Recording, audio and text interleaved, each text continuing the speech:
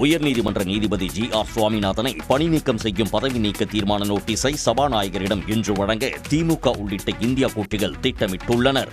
திருப்பரங்குன்றத்தில் மலை மீது கார்த்திகை தீபம் ஏற்றுவது தொடர்பான வழக்கில் CISF பாதுகாப்பு வீரர்களை அழைத்துக் கொண்டு தீபம் ஏற்றுமாறு மனுதாரருக்கு உயர்நீதிமன்ற மதுரை கிளை நீதிபதி GR சுவாமிநாதன் உத்தரவிட்டிருந்தார். இதனால் அங்கு பதற்றமான சூழல் ஏற்பட்டது. இதையடுத்து நீதிபதி GR சுவாமிநாதன் ஒரு சார்பாக செயல்படுவதாகவும் அவரை பதவி நீக்கம் செய்ய வேண்டும் என்றும் பல்வேறு அரசியல் கட்சியினர் வலியுறுத்தினர். அவரை பதவி நீக்கம் செய்வதற்கான தீர்மானத்தை நாடாளுமன்றத்தில் கொண்டுவர திமுக முயற்சி மேற்கொண்டு வருகிறது.